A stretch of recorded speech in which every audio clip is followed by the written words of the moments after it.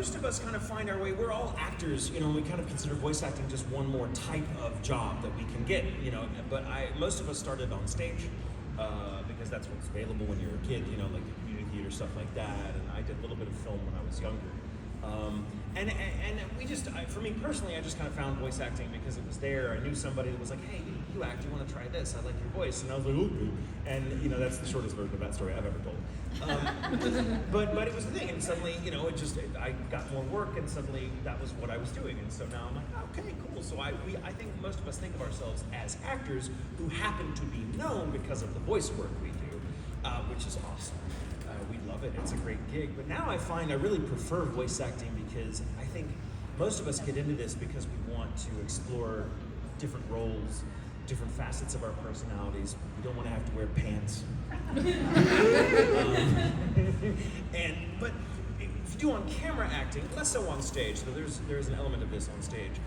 But in on-camera acting, you are extraordinarily limited by your appearance, your height, your age. Everything is such a huge factor. So if I wanted to get, and this is one of the reasons I decided not to pursue on-camera acting as I got in my 20s, is because I would only ever get the chance to play like a cop or a lawyer or some guy in a suit who's the antagonist or a side obstacle. And that's fine, I enjoy the work, but I got into acting because I wanted to explore different types of characters. And in voiceover, there's theoretically no limit to what you can do. As long as you can sound like it, it doesn't matter how much you resemble the character physically, though I know in my case I frequently play characters that look like me. But I also play a lot of characters that don't, and it's super fun to get that chance that we wouldn't have in any other kind of acting. Because even on stage, you're more or less limited by how much you physically resemble the character as envisioned by the playwright or the director's interpretation of the material. And in voice acting, man, they don't care. They do not care. They're just like, you do this. And so I've got to explore more of my acting range through voice acting than I have with more traditional forms of the craft. I still love doing all of it if I have the chance, but voice acting is just kind of where it's at for me personally. Same. Awesome. The best thing about voice acting is that you don't have to strike a set or wait for lights. That is really and it's after doing it, people who know are like, yeah, that is awful. You don't have sawdust allergies in the booth. It's not a problem you have to worry about. You don't have to sit in a makeup chair. Nope. However long. You don't have to do anything, but just show up. And it's also, there's something to be said too. Improv is really important because it teaches you to trust your instincts. So it is really cool to have a job where you go in, you trust yourself, and because you don't have any time with the script ahead of time, so you just trust yourself, make some decisions and go with it. And it's just it feels like a fun acting exercise but it's our career. It's now become this acting exercise. So, I think that's what has kept a lot of us in it.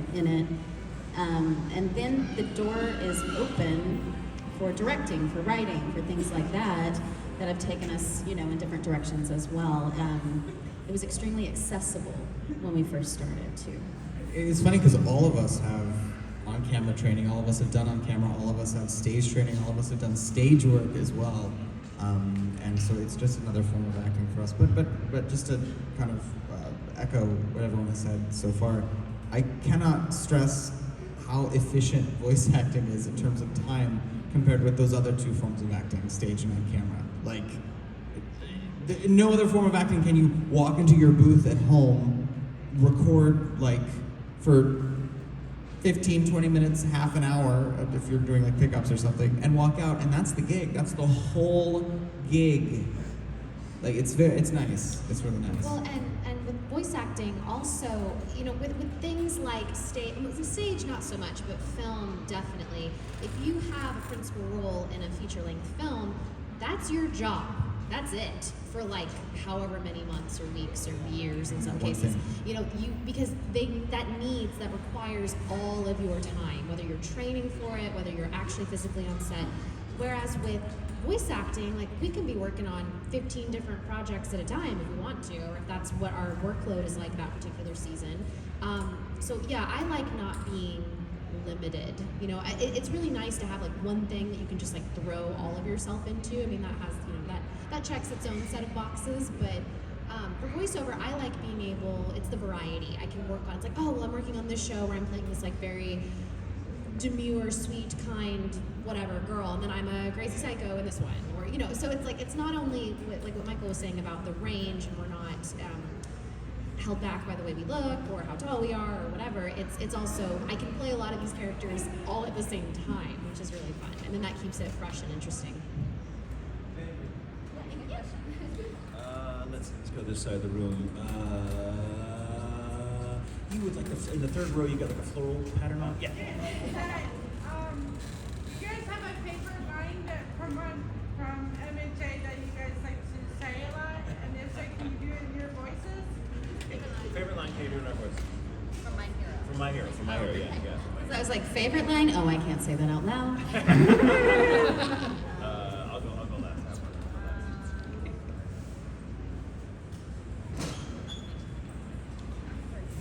I'll do one while you're thinking. I like this one because it's incendiary. Sure. All Might chose wrong after all. Muriel should have inherited the power. And everyone goes, ooh.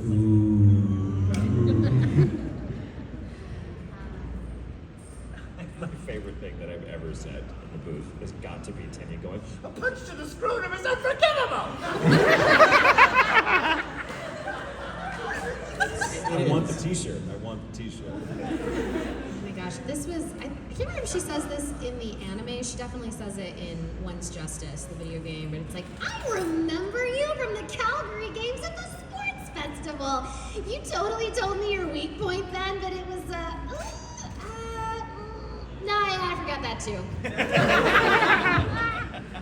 I can't remember the exact line, because it's been a while.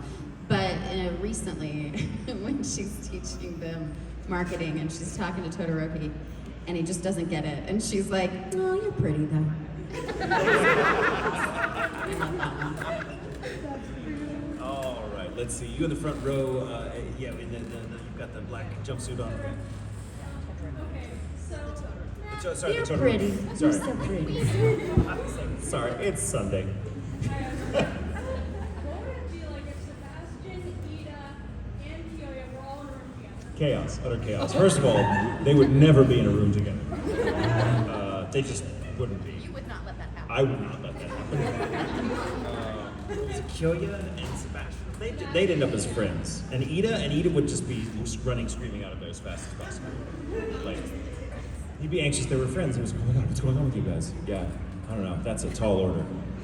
I play a lot of characters who would not be friends and would not get along. People are like, what would happen if they were friends? I'm like, they wouldn't be friends. That wouldn't happen. The universe would turn on its head. So, yes, you with the lovely draped sleeve. How do you feel your parents would feel about like learning that you voice them? I think they would love it. They'd be like, oh, thank God it's you.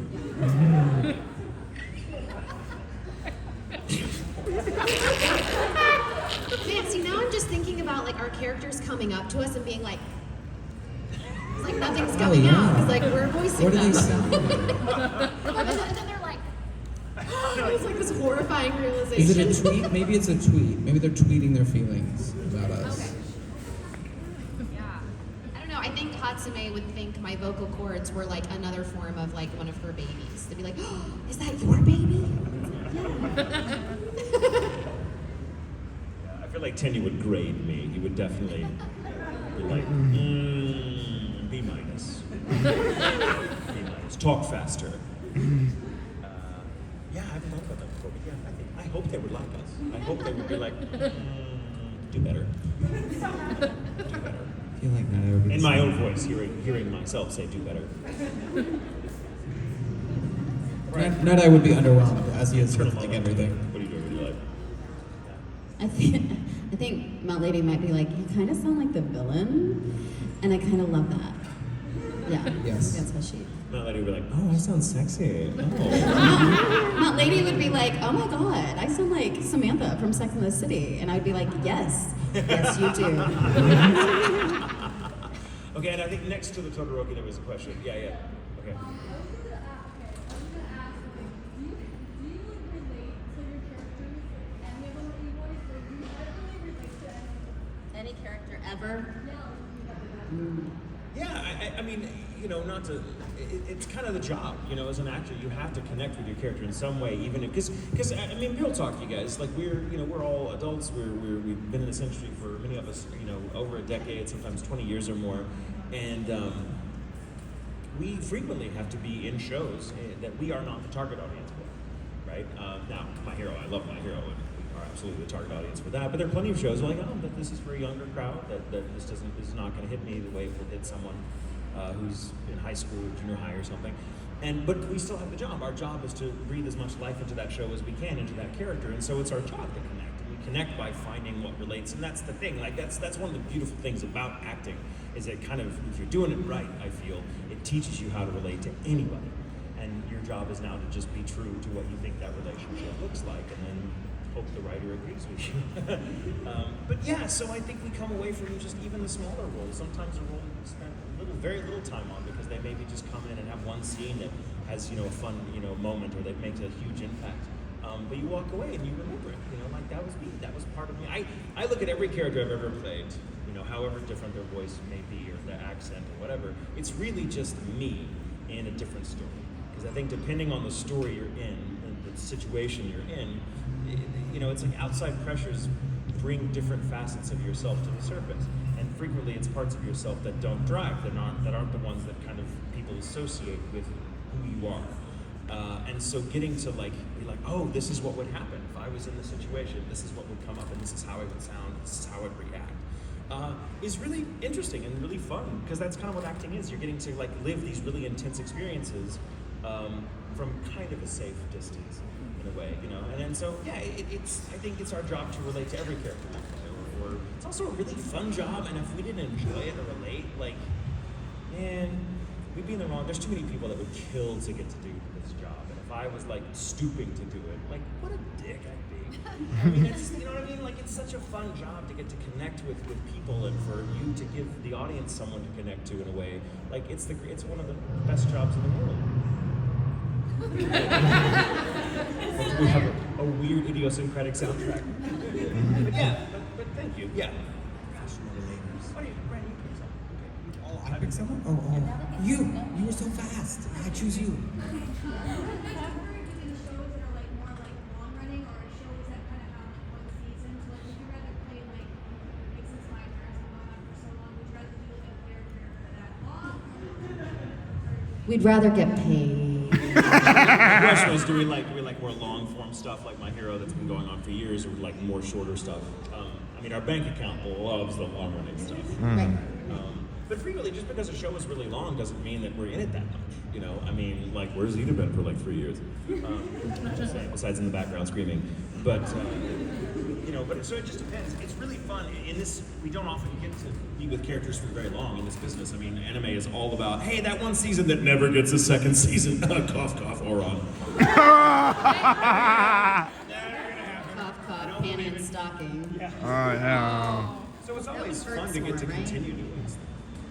Well, and it's like I think of the folks that are in the core cast of One Piece and how they've been doing that for 16, 15 years. That's too much. Yeah. Because at that point, it's like, hey, don't go anywhere for the rest of your life. Because to me, that's listen, people's lives evolve, they change, people move. That's a long time. That's a long commitment to stay in one place. So I'm not sure I would want something like that. But I mentioned Puzzle and Dragons earlier, that was I think it had 75 episodes. That was really cool, and it was really fun, especially since I enjoyed it so much. It was really fun being oh my god, yeah, I get to go up there and do this thing that I love so much. Or I just got done recording for Reiju Vinsmoke in One Piece, and she's in it for a whole arc, which is 100 episodes, which was really cool. But again, I'm the 1,000 episode thing, too much. It's too much. That said, I will say though, I'm Kana in Fairy Tale, and thank you. Thank you so much.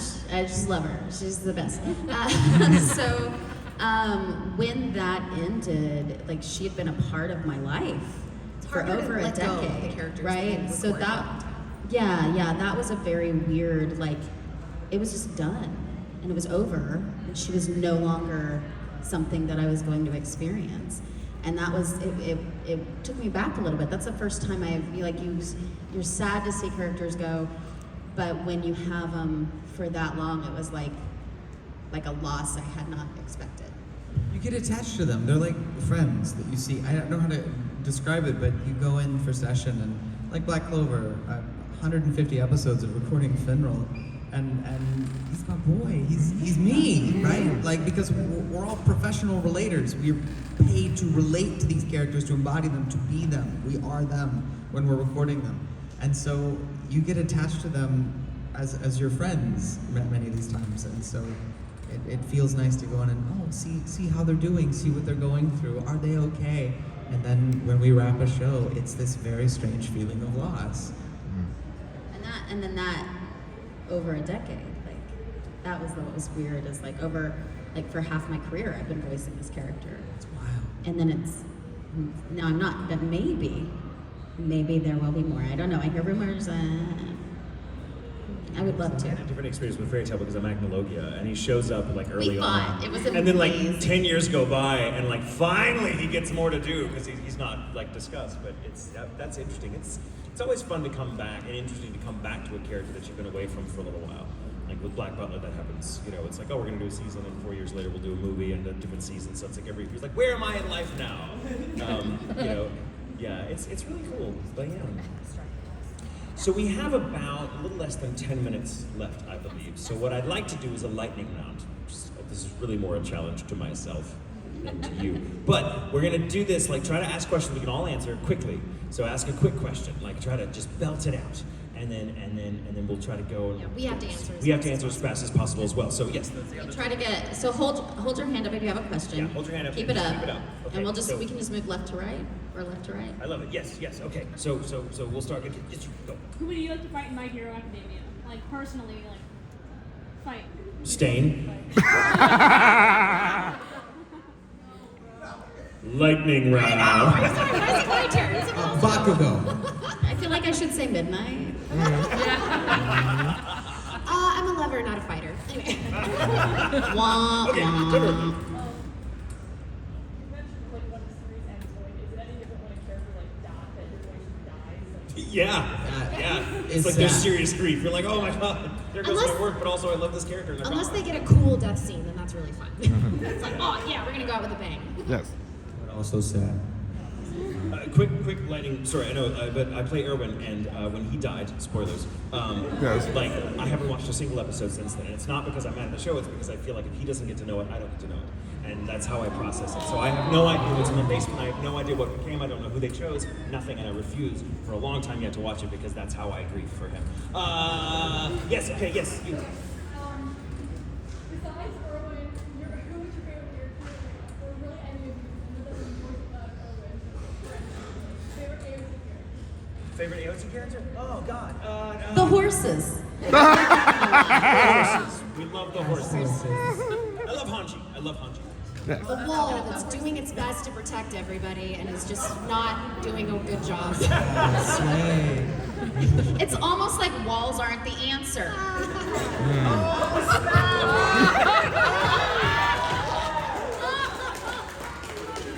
Okay, Gorilla. Write a book? Write a book about anything? Oh my God. I'm writing a book right now. My life, and it has a happy ending. How not to move to Japan. That's How to survive getting sued for defamation for saying someone did something that they also said they did. You.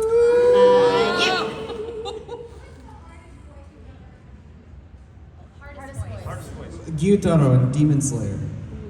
Scar from Full Metal Alchemist. Lucina as Marth shouting. The Monokuma voice from trying to imitate from Danganronpa. Greg Ayers, trying to match Greg Ayers' scratchiness. Scratched me. Yeah. Okay, we'll keep going this side. We'll go back to this side in a second. So, yeah, in the white. That trade about you or versus your character? Bad bad trait about us or one of our characters? I say too much in public. See earlier defamation comment. Anxiety. Perfectionism. Perfectionist tendencies. Raging ADD. We're all relatable. Okay, yeah, we do long wig, yes. Hi, favorite scene in My Hero Academia? The scene in the alley where they're fighting Stan and he says, I can't watch this. The one where I tell Todoroki is pretty. Night Eye's hospital scene, both of them. The whole Dave thing with with All Might, where he's like, Dave, my friend Dave. Dave. Yes, you with glasses and the black hoodie. Your most challenging lines. Most challenging lines, what is it now, Daddy? From Oron. Because I couldn't say it sexy, and I don't know how else to say it. Can confirm. Speaking full Russian monologues and how heavy are the dumbbells you lift in Russian.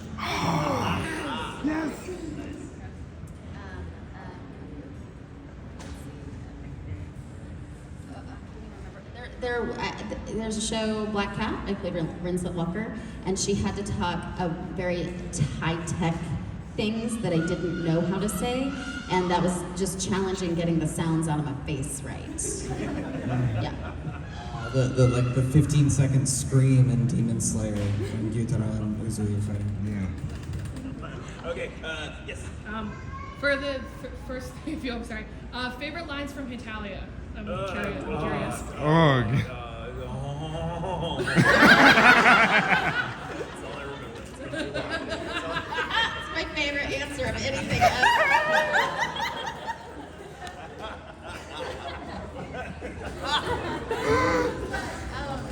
And then they had all turned into assholes. I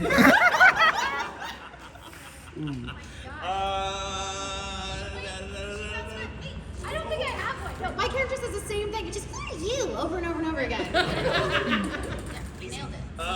Okay, we've got like red hair. Yes. How would I what? It's great, very therapeutic.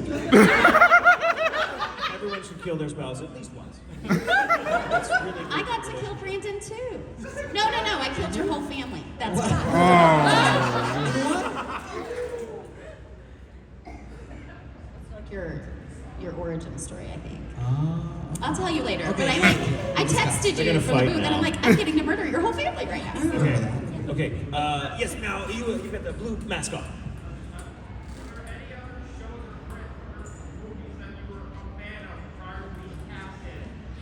Prior to being casted, I was a huge Rurouni Kenshin fan, and so when we did the live action Rurouni Kenshin films and I got to play Kaoru, I did, as our director put it, I did the happy pee-pee dance. Which is great. It's almost like the berries and cream dance. Where you're like, yeah, it's great.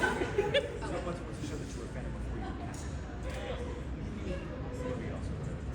cast? Cardcaptor Sakura, the reboot, good card. For me, it's Steins Gate. I got to know the show really well, and then I was cast in it after writing. Well, yeah, I guess because I wrote the adaptation before I was in it. Panty from Panty and Stocking. Nice. Okay. Yes, the Deku. Class president. If Sebastian were at UA, what class would he teach? What would he teach? What? Bottling.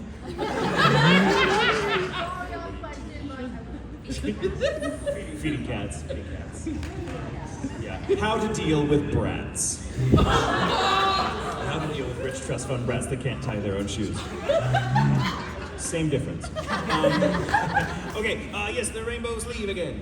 What's the most embarrassing thing you've ever said in the booth? Ha! None of your business. Buy my biography. It's coming out in 40 years. God, no, I don't know. That's not family friendly. I can't. No. Different panel, different day. I'll tell you when you're older. I won't say a specific line, but everything I had to say is Yamada's Eros deity and Bigata HK. Oh. And also, like, You're welcome. Thank you. I wrote this. Also, 80% of the stuff that Rika says in Haganai. So. Oh, you're welcome. Oh, thanks. I'm not easily offended when I say I don't get embarrassed very easily, so yeah, that's why I can write all these horrible things for other people to be embarrassed by. Wait, what's the everything in Gamers, gamer Kata Amino, where like she's really hot at the water park. She's like, hey, what do you think? And it's like, looking good, champ. All right, we have time for one more. Someone asked one. Is you in the back of the? Yes, you in the back. Yes. Alright, so if every character, no, not every character, okay. If all your characters were in a deathmatch situation, give me the top 3 that would survive. This was a lightning round. Now we want to think about this. Sebastian. Especially if CL told him he had to survive. No choice. Yeah. So that's my answer. Yutaro, Demon Slayer. It's the demon thing. Yeah, it's a demon thing. It's demon. Definitely Saya Kisaragi from Blood Sea, Kurumi Togisaki from Date Alive, because she just reincarnates. Well, she has clones, so you can't kill her. If you kill one, she comes back. I don't know, Kid Trunks. Maybe. Junko, Witchblade, and Panty. Yes.